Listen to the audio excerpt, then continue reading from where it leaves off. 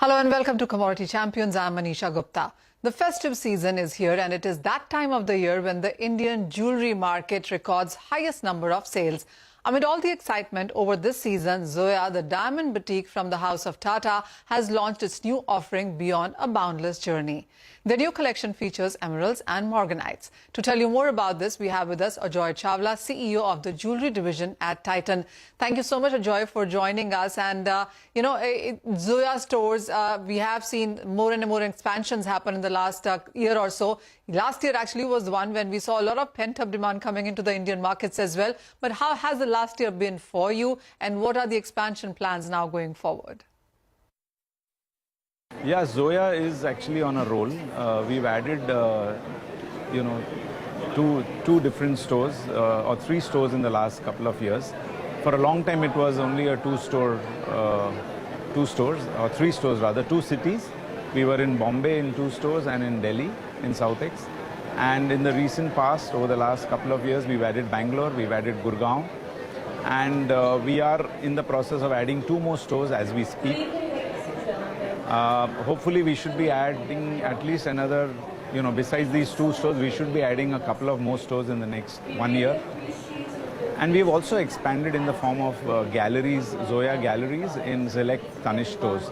So we have 6 Zoya galleries between Bombay, Ahmedabad, Chandigarh, Kolkata, Chennai, and those are also doing exceptionally well. So hopefully by the end of next year sometime, we should be having about 8 or 9 stores and about 10 to 15 galleries spread across the top 6-7 towns. Oh, wow, that sounds interesting because, the next quarter is going to be quite important. I mean, all the cities that you mentioned, whether it's Bombay, Ahmedabad and Chandigarh, are some of the places where we do see a lot of gold and jewellery buying happen as well. But also, Ajoy, talk to us about Zoya versus the other global brands, because the last time I remember I was talking to you, you said now it is about global brands and Zoya is what you're looking to place yourself within. Well, I think Zoya is in a space of its own. We are an Indian brand with an Indian soul, but with a very international manifestation and appeal. So we would like to believe we are unique. Yes, our customers compare us with some of the big names like Graf and some other Bulgari and some of these other large Western European names. But we follow our own inspiration. We have our own brand positioning, and we have our own heroine's journey as the customer, as the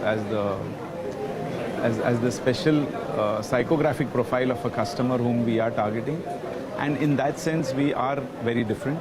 We are also different from them in the sense we are Indian, and therefore we are about inclusive luxury and not about being exclusive luxury. We would like to include people in and welcome them with warmth. And that's also a special signature from Zoya. Oh, well, absolutely. When you talk about jewellery in India, it mostly is about investment, jewellery buying, weddings, festivals, and then, of course, the investment as well happens in the way of jewellery for most of us Indians. But talk to us about the demand expectation as well. And the last year, as I keep saying, was a huge growth over year-on-year basis. This year, are you still looking at pent-up demand coming in? Because we are looking at almost record weddings happening in 2022 as well.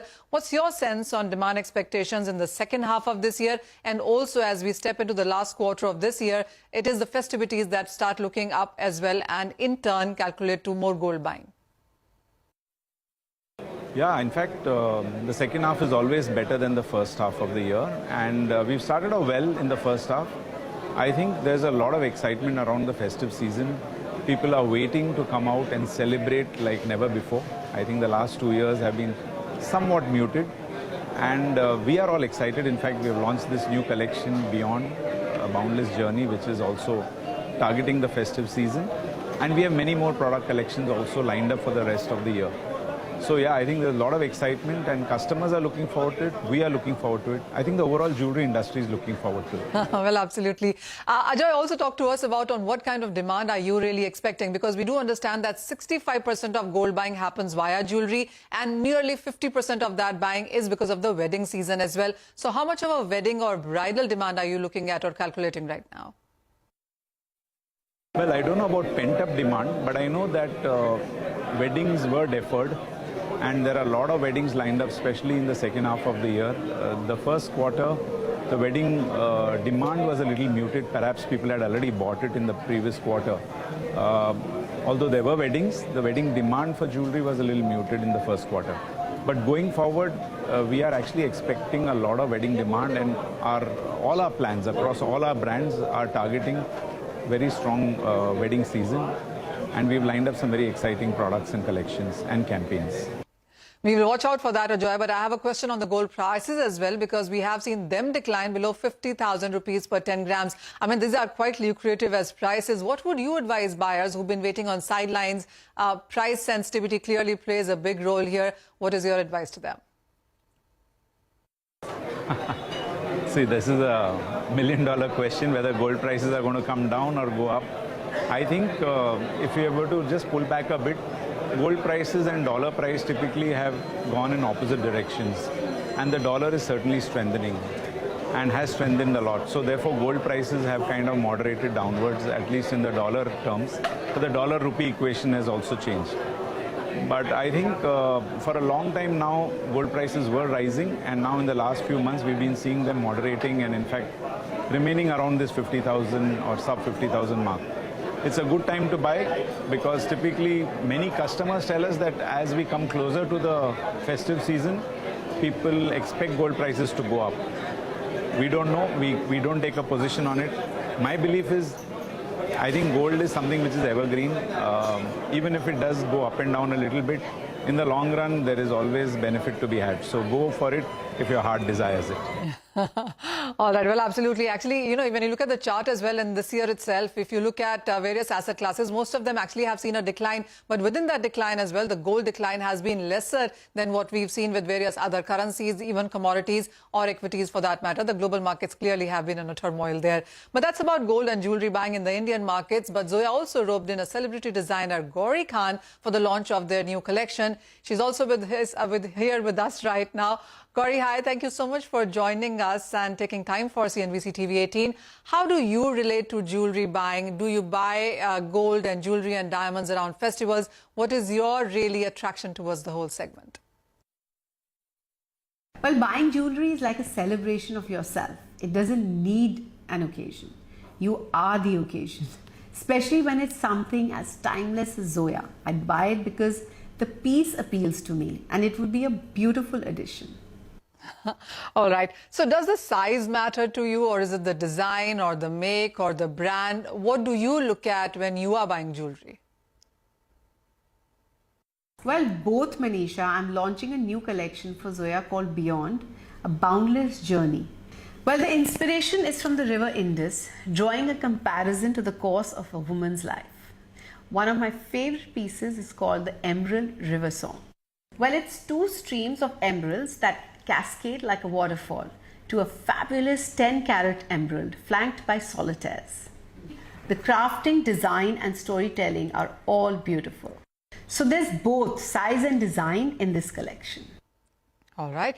Gauri, you also are known for creating, and your sense on aesthetics, which has been, is mostly what you're known for. What has been your most fun project until now?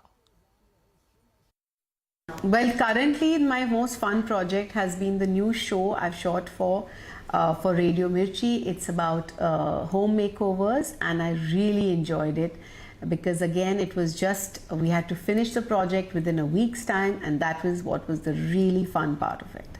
All right. Well, yes, deadlines do work best for most of us. But you also are coming up with your own chat show now. What's the USP with that?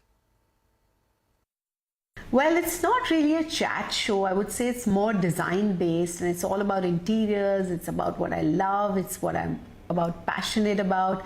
And it was really something that I really enjoyed. And yeah, it was more like an interior design show.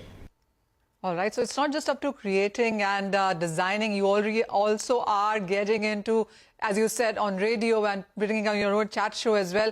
But what's your sense, you know, to women out there, to entrepreneurs? What would your advice be to women who are out there buying jewelry? Well, fine jewelry is always a good investment, especially when you're buying from a reputed brand like the Tatas. Invest in meaningful pieces that have a story to tell, and choose the versatile ones that can be styled with different outfits and worn often. not pieces that you will just wear once and then, put them away in your locker. All right, that point is well taken. Well, yes, we do understand as per the latest data that it is the minimalistic designs and everyday jewelry is what women in India are buying. And by the way, that neck piece that you're wearing, Gauri Khan, also is very, very pretty. But on that note, it's time for a break. But don't go anywhere. Vikaas GutGutia of Ferns and Petals joins us on the other side to talk about festivals, gifting and the buying patterns in consumers.